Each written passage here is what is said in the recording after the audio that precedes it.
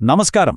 ఈరోజు మనం ఒక మామూలు కథను కాదు, అచ్చం యానిమే సిరీస్లో లాగా ఫుల్ యాక్షన్ స్ట్రాటజీలతో నిండిన ఒక భయంకరమైన పోరాటాన్ని విశ్లేషించబోతున్నాం. పురాతన పంచతంత్ర కథల్లోని ఈ అద్భుతమైన ఘట్టం పేరు చూడాకర్ణుని కథ. ఒకవైపు కొండంత బలమున్న ఒక సన్యాసి, మరోవైపు మెరుపులాంటి వేగమున్న ఒక చిన్న ఎలుక. వీరిద్దరి మధ్య సాగిన ఒక లెజెండరీ పోరాటం గురించి ఇప్పుడు మనం లోతుగా తెలుసుకోబోతున్నాం.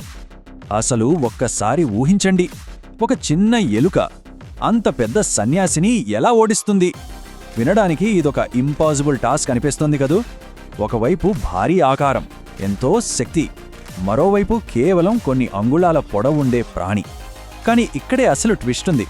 ఈ కథలో పంద్యం చాలా పెద్దది. ఒకరికి అది తమ రోజువారీ కష్టార్జితమైతే, మరొకరికి అది ప్రాణాలు నిలిపే అమృతం లాంటి ఆహారం. ఇంతటి హై వోల్టేజ్ పోరులో ఫైనల్గా ఎవరు గెలుస్తారో తెలుసుకోవాలని ఆసక్తిగా ఉంది కదా. మన కథా నేపథ్యం నగరంలో ఉండే ఒక ప్రశాంతమైన ఆశ్రమం. పగలు ఎంతో సైలెంట్గా ఉండే ఈ ఆశ్రమం రాత్రి అవ్వగానే ఒక మహాయుద్ధరంగాలా మావుతుంది. ఇది అక్షరాల రెండు భిన్న ప్రపంచాల మధ్య జరిగే ఘర్షణ. ఈ యుద్ధంలో ప్రధానంగా ఇద్దరు యోధులు ఉన్నారు.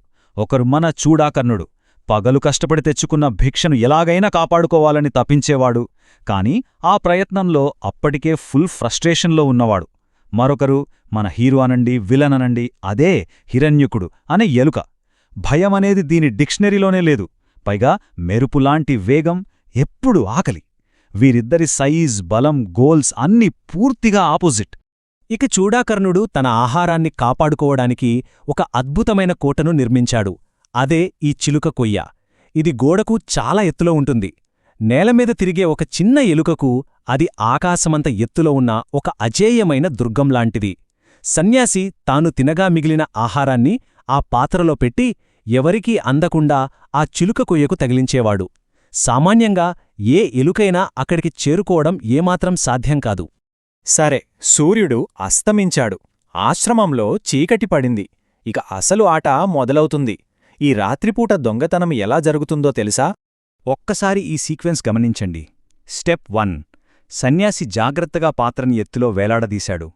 స్టెప్ 2, ఆయన ప్రశాంతంగా గాఢ నిద్రలోకి జారుకున్నాడు. ఇక స్టెప్ 3, మన హిరణ్యకుడి ఎంట్రీ. గ్రావిటీని సైతం లెక్క చేయకుండా గాలిలోకి అమాంతం దూకుతాడు. అచ్చం సూపర్ పవర్స్ ఉన్న ఒక యానిమే క్యారెక్టర్లా. ఇక లాస్ట్ స్టెప్, కడుపార విందు ఆరగించి ఒక్క ఉదుటున మళ్లీ ఎస్కేప్. అద్భుతం కదూ.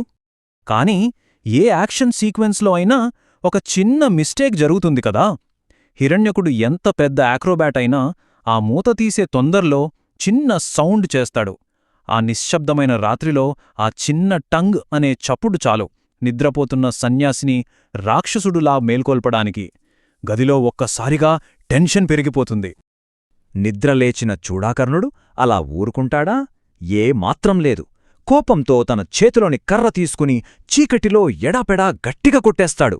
ఎలుకను భయపెట్టడానికి గట్టిగట్టిగా అరుస్తాడు. పాపం తన నిద్రను కూడా త్యాగం చేసి కాపలా కాస్తాడు. కాని ఏం లాభం? మెరుపులాంటి ఆ ఎలుక వేగం ముందు సన్యాసి బలం, ఆవేశం అన్నీ వేస్ట్. ఆయన ఫ్రస్ట్రేషన్ పీక్స్కి వెళ్ళిపోతుంది. మరి ఈరోజు వారి ఫైట్లో స్కోర్ బోర్డ్ ఎలా ఉందో చూద్దామా? సన్యాసి వైపు చూస్తే రాత్రంతా నిద్రలేదు, పగలు ఆకలి దహించేస్తోంది, ఇక ప్రతిరోజు ఓటమే మిగులుతోంది.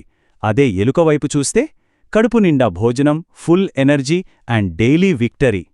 ఆ గదిలో ఒక చిన్న ప్రాణి ఎలా బాస్లా ఆధిపత్యం చెలాయిస్తోందో చూడండి. ఇలా రోజులు గడుస్తుండగా కథలో ఒక పెద్ద మలుపొస్తుంది. సన్యాసి స్నేహితుడు వీణాకర్ణుడు అక్కడికి వస్తాడు. అసలు ప్రత్యర్థి బలాన్ని ఎలా అర్థం చేసుకోవాలో ఇతని ద్వారానే తెలుస్తుంది. వీణాకర్ణుడు ఆశ్రమానికొచ్చినప్పుడు మాటల మధ్యలో మళ్లీ ఈ ఎలుక చప్పుడు వినిపిస్తుంది. అప్పుడు చూడాకర్ణుడంటాడు, చూశారు, దీని దుంపతెగ, ఈ ఎలుక ఎంత తెలివైనది బాబు అని తన ఆవేదనంతా వెళ్లగక్కుతాడు. పాపం, ఒక చిన్న ఎలుక ముందు ఏకంగా ఓటమిని ఒప్పుకోవడం ఎవరికైనా నవ్వే తెప్పిస్తుంది. కాని ఇక్కడే వీణాకర్ణుడు ఒక అద్భుతమైన లాజిక్ పట్టుకుంటాడు.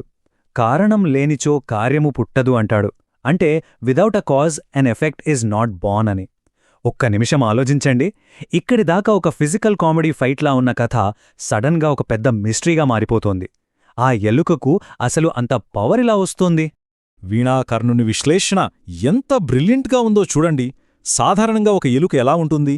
భయంగా నేలమీదే తిరుగుతూ చిన్న ముక్కలు తిని బతుకుతుంది. కాని మన హిరణ్యకుడు ప్రవర్తన పూర్తిగా భిన్నం. ఏకంగా గ్రావిటీని డిఫై చేస్తూ గాల్లోటెగురుతున్నాడు. అంత భద్రంగా ఉన్న పాత్రమీద నిర్భయంగా అటాక్ చేస్తున్నాడు. దీని వెనుక ఖచ్చితంగా ఏదో పెద్ద కారణం ఉండి తీరాలని వీణాకర్ణుడు ఫిక్స్ అవుతాడు. ఎగ్జాక్ట్లీ! కారణం లేకుండా ఏదీ జరగదు.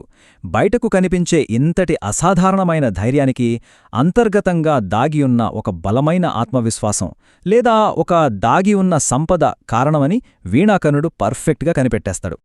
ముగింపుగా ఒక లోతైన ఆలోచనతో ఈ విశ్లేషణను పూర్తి చేద్దాం. మన జీవితాలకు దీన్ని ఎలా అప్లై చేసుకోవాలో ఒక్కసారి ఆలోచించండి. మీరు అసాధ్యమనుకున్న విజయాలు సాధించడానికి, కొత్త ఎత్తులకు ఎదగడానికి ఆ ధైర్యం ఎక్కడ నుండి వస్తుంది? ఆ ఎలుకలాగే మనలో కూడా ఒక రహస్య సంపద దాగి ఉందా? మన అంతర్గత శక్తి, మన నైపుణ్యాలు, మన ఆత్మవిశ్వాసం ఇవే కదా మనల్ని ముందుకు నడిపిస్తాయి. మరి మీ విజయాల వెనుక దాగి ఉన్న ఆ నిజమైన శక్తి ఏమిటో ఎప్పుడైనా గమనించారా? ఆలోచించండి.